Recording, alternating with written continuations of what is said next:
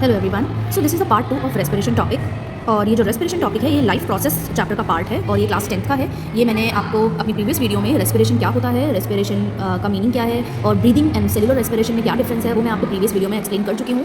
अब आगे आने वाली वीडियोज़ में और इस वीडियो में मैं आपको ये एक्सप्लेन करूँगी कि जो रेस्पिरेशन होता है वो ऑक्सीजन की प्रेजेंस या ऑक्सीजन की एब्सेंस में किस तरीके से होता है। ठीक है, तो रेस्पिरेशन हम एक बार रिकैप्चुलेशन कर लेते हैं, रिवाइज कर लेते हैं। तो रेस्पिरेशन का मतलब क्या होता है? इट इज़ अ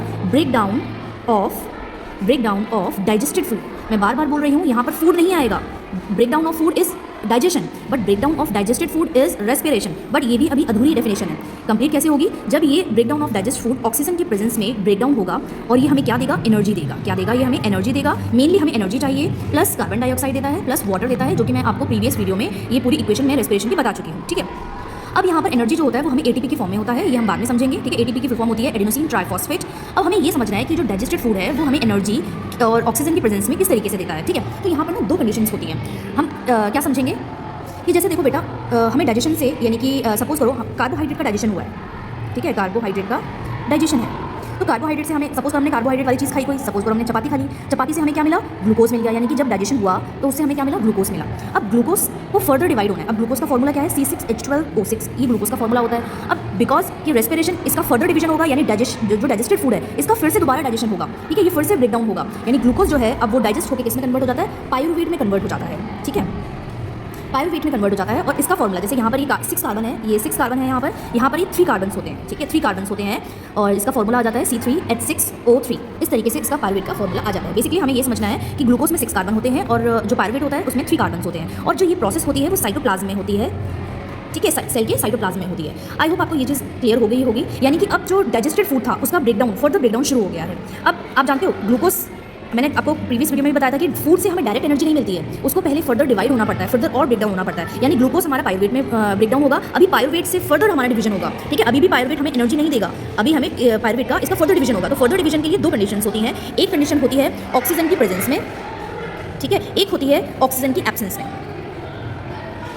ठीक है, अब हम दोनों कंडीशंस को समझेंगे कि जब हमारा जो ग्लूकोज होता है जब वो पायरुवेट में कन्वर्ट हो जाता है, अब सपोज करो हमने क्या करा कि कंडीशन आ गई, सपोज करो ऑक्सीजन की प्रेजेंस है, यानी कि ऑक्सीजन जब रेस्पिरेशन हो रही है, यानी जब ये रेस्पिरेशन होगा तो ऑक्सीजन की प्रेजेंस में होगा। तो ऐसी रेस्पिरेशन प्रोसेस जिसमें कि ऑक्सीजन की प्रेजेंस में ब्रेकडाउन होता है, तब हमारा जो बाय प्रोडक्ट होते हैं वो क्या बनते हैं? कार्बन डाइऑक्साइड बनते हैं, वाटर बनता है और एनर्जी बनती है। ठीक है, ये तो कंडीशन होगी हमारी नॉर्मल रेस्पिरेशन की। लेकिन ऐसी भी कंडीशन होती है जहाँ पर ऑक्सीजन नहीं होता है, यानी कि ऐसा भी रेस्पिरेशन होता है जहाँ पर ऑक्सीजन नहीं होता है। तो जब ऑक्सीजन नहीं होगा, एब्सेंस ऑफ ऑक्सीजन में क्या बनता है? हमारा बाय प्रोडक्ट इथेनॉल बनता है, this is alcohol, and carbon dioxide बनती है एंड एनर्जी बनती है। ठीक है, ये इथेनॉल क्या होता है? ये 2 कार्बन का होता है। इथेनॉल आप जानते हो C2H5OH फॉर्मूला होता है, इसमें 2 कार्बन होते हैं और ये एल्कोहल होता है। यानी अगर ग्लूकोज का ब्रेकडाउन हो रहा है in the absence of oxygen, ठीक है, तो हमारा जो बाय प्रोडक्ट होता है वो एल्कोहल बनता है, that is ethanol, carbon dioxide and energy बनता है। ये आपको क्लियर हो गया होगा कि इथेनॉल क्या होता है, आप सभी जानते हैं। एल्कोहल होता है, जितनी भी हमारी एल्कोहल ड्रिंक्स होती है, एल्कोहलिक ड्रिंक्स होती है, वो इसी तरीके से बनती हैं। जैसे कि सपोज करो हमने ग्रेप्स लिया, तो ग्रेप्स में क्या होता है? शुगर भी होती है, मीठे भी होते हैं और उसमें ग्लूकोज भी होगा। ठीक है, तो उसे करते क्या है? जैसे ग्रेप्स का रस हम निकालने के बाद किसी कंटेनर में रख लेते हैं। कंटेनर में रखने के बाद उसको हम काफ़ी टाइम के लिए उसमें ईस्ट डाल देते हैं। उसमें उसको डालने के बाद फिर उस कंटेनर को जब बंद कर देंगे तो उसमें ऑक्सीजन की एब्सेंस में वो क्या होगा? फर्मेंट हो जाएगा। फर्मेंट होने के बाद जो बाय प्रोडक्ट बनता है वो इथेनॉल बनता है और कार्बन डाइऑक्साइड और एनर्जी बनती है। ठीक है, तो ये प्रोसेस होती है जो एल्कोहलिक ड्रिंक्स बनाते हैं। जैसे शुगर केन है, शुगर केन का भी एल्कोहल बनती है, वो भी यही प्रोसेस होती है। क्योंकि शुगर केन में ग्लूकोज होता है, ग्लूकोज इन द सेंस की शुगर होती है, तो शुगर से हमें क्या मिलती है? शुगर से हमें ग्लूकोज मिलता है।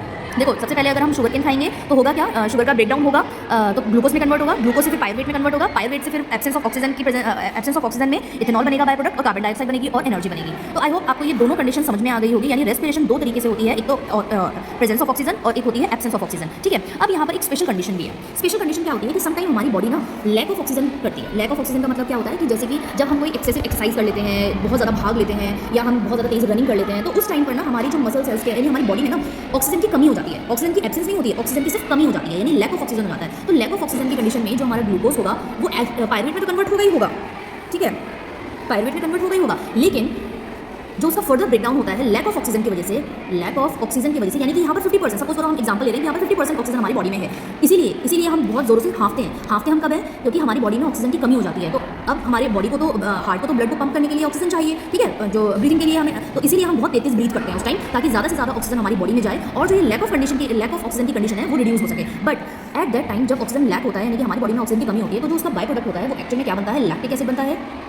प्लस एनर्जी बनती है, ठीक है। और इसी लैक्टिक एसिड की वजह से हमें मसल क्रैम्प होते हैं, यानी हमारी जब हम बहुत ज़्यादा एक्सरसाइज कर लेते हैं तो आपने फील किया होगा कि उसके बाद हमें बहुत ज़्यादा जॉइंट्स में मसल्स में पेन होता है, काफ मसल्स में पेन होता है, या हम सपोज करो बहुत ज़्यादा चक्कर बहुत ज़्यादा घूम आए हैं, ठीक है, घूम लिया है हमने, तो हमारे पैरों में पेन होने लगता है, तो वो मसल क्रैम्प्स होती है, ठीक है। मसल क्रैम्प्स होती है, वो क्यों होती है? क्योंकि जब हम ज़रूरत से ज़्यादा एक्सेसिव एकदम से एक्सरसाइज करने लग जाते हैं तो हमारे मसल्स में ये लैक्टिक एसिड प्रोड्यूस होने लगता है। क्यों? क्योंकि हमारी बॉडी में ग्लूकोज तो प्रेजेंट होता है लेकिन ऑक्सीजन की कमी होती है, तो ऑक्सीजन की कमी में वो कार्बन डाइऑक्साइड ना बन करके वो लैक्टिक एसिड बन जाता है और उसकी वजह से हमें मसल क्रैम्प होती है, ठीक है। और मैंने आपको दो क्वेश्चन के आंसर यहाँ पर बता दिया कि हम हाफ के क्यों हैं, वो भी मैंने आपको बता दिया। हम जोर जोर से ब्रीथ इसलिए करते हैं ताकि हमारी बॉडी में ऑक्सीजन जल्द से जल्द आए और ये लैक ऑफ ऑक्सीजन की जो कंडीशन है वो खत्म हो, ठीक है। दूसरे क्वेश्चन मैंने क्या बोला है कि ये लैक्टिक एसिड किस कंडीशन में होता है, तो lactic acid lack of oxygen की कंडीशन में बनता है और उससे मसल क्रैम्प्स होते हैं, ठीक है। तो ये हमेशा याद रखना। लेकिन जैसे जैसे हमारी बॉडी में ऑक्सीजन आने लगता है, यानी ऑक्सीजन की कंसंट्रेशन बढ़ने लगती है, तो ये जो लैक्टिक एसिड है ये फिर से डिसॉल्व होकर कार्बन डाइऑक्साइड में कन्वर्ट हो जाता है और वो हमें फिर एनर्जी ये डिसॉल्व हो जाती है, थोड़े टाइम के लिए होता है। आपने नोटिस किया होगा कि अगर हमें मसल क्रैम्प होती है वो थोड़े समय के लिए होती है, फिर बाद में रिड्यूस हो जाती है। लेकिन जब तक हमारे मसल्स में लैक्टिक एसिड रहेगा तब तक तो हमारे पेन रहेगा, लेकिन उसके बाद फिर वो रिड्यूस हो जाएगा। क्यों? क्योंकि ऑक्सीजन आने लगती है, ऑक्सीजन की कंसंट्रेशन बढ़ने लगती है हमारी बॉडी में, ठीक है। आई होप आपको ये चीज़ समझ में आ गई होगी, मसल क्रैम्प का आपको एग्जाम्पल भी समझ में आ गया होगा। अब मैं अपने नेक्स्ट वीडियो में आपको जो टाइप ऑफ रेस्पिरेशन है वो आपको एक्सप्लेन करूँगी।